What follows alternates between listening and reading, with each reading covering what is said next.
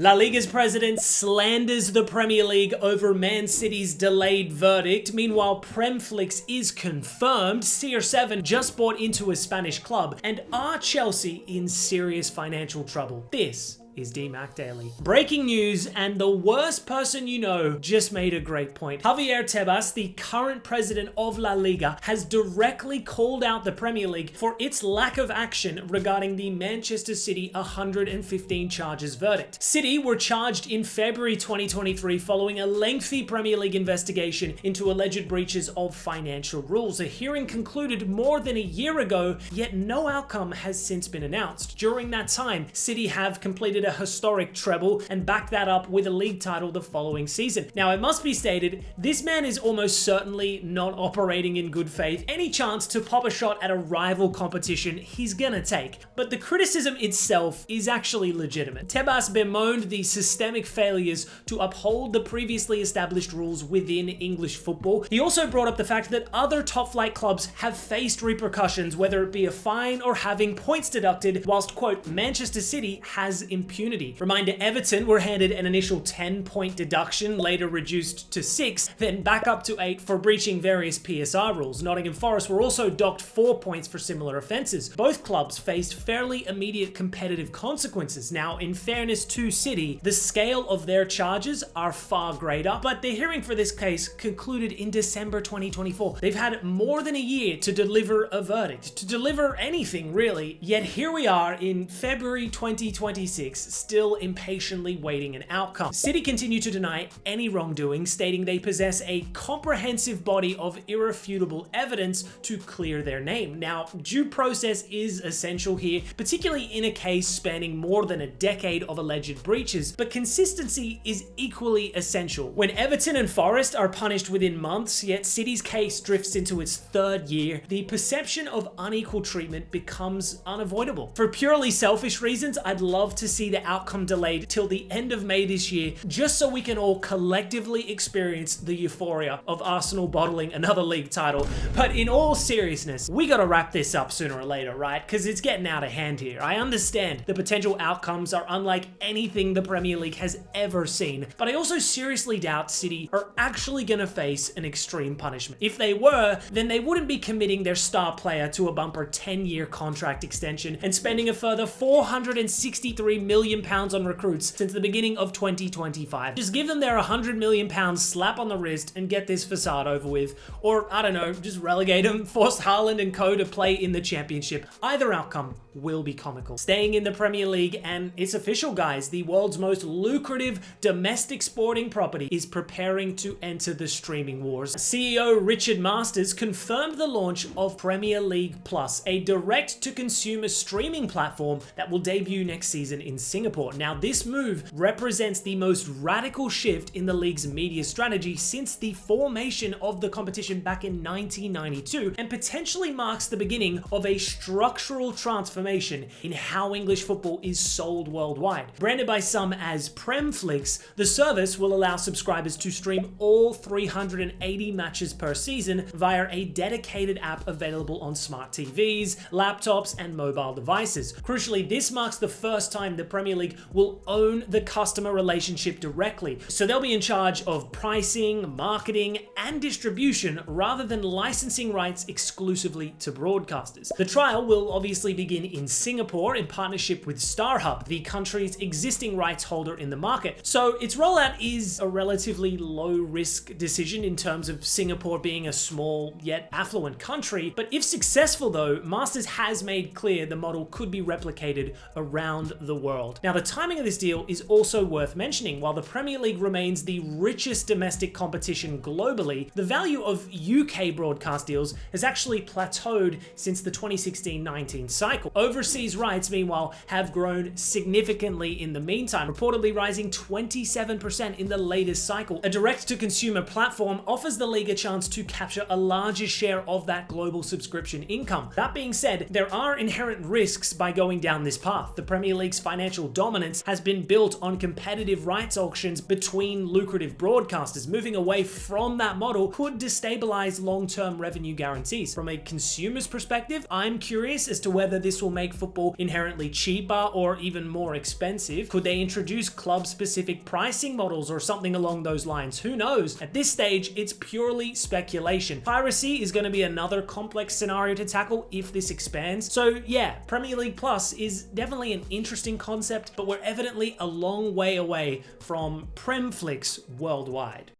Elsewhere, and Cristiano Ronaldo has already conquered football's biggest stages over the last 2 decades, but today marks a new chapter. The 41-year-old has purchased a 25% stake in Spanish club Almeria, marking the first formal club ownership move of his entire career. The investment has been made through a subsidiary of his CR7 Saudi Arabia business vehicle and places him inside Almeria's previous Saudi-led purchasing. For context, Almeria were fully acquired by the Saudi media company in May 2025, the same entity connected to Al Nassr, Ronaldo's current club. Now on the sporting side, I think it's a sensible investment. Almeria currently sit 3rd in La Liga 2, just 2 points off of top spot. Put it this way, Ronaldo is not investing in a club in decline. This is an ambitious sporting project with both Saudi money and now Ronaldo's influence, a combo that has become inseparable in recent years. Since Ronaldo's arrival to Saudi Arabia in 2022, he's been a catalyst for the Saudi Pro League's global visibility. I mean, his latest statement speaks volumes about his relationship to the country, saying, "I belong to Saudi Arabia." Now, some people, including myself, would suggest that Saudi Arabia purchasing a Spanish club is most definitely a sports washing incentive. Others insist it's strengthening the link between Saudi capital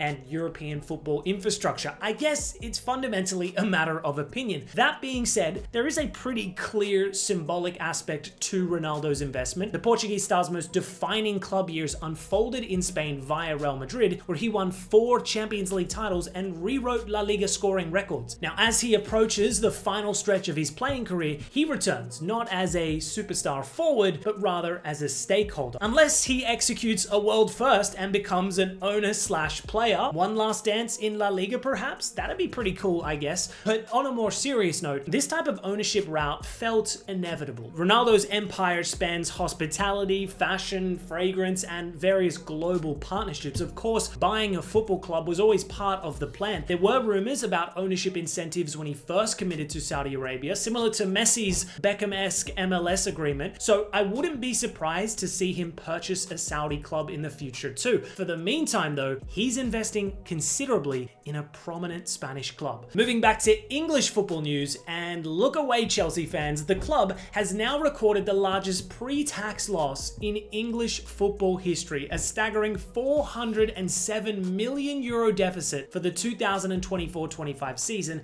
according to UEFA's latest European club finance and investment report. This figure places Chelsea at the top of UEFA's list of annual losses, surpassed only once historically by Barcelona's €555 million deficit in 2020-21, a year infamously distorted by COVID-19. For Chelsea, however, this comes in their 3rd full campaign under the Clear Lake and Todd Boehly consortium. The previous 2 years also saw losses in excess of £200 million, and considering the deficit in 24-25 was over double that of the 2nd highest European club, Lyon, who were provisionally relegated at the beginning of the season, the Chelsea owners have rightfully come under scrutiny for their financial model. Now, UEFA's reporting shows that the scale of the loss is certainly eye-catching, but it doesn't necessarily provide the full forensic details of the club's finances. According to The Athletic, sources familiar with the club's finances suggest much of the deficit stems from significant non-cash accounting entries and are not entirely reflective of the club's financial performance. Basically, UEFA's financial framework is far more restrictive than the Premier League's PSR rules. UEFA excludes certain transactions such as Chelsea's internal sale of their women's team and enforces tighter amortization normalization rules limiting transfers spending to 5 years regardless of contract length. Chelsea insist that for UEFA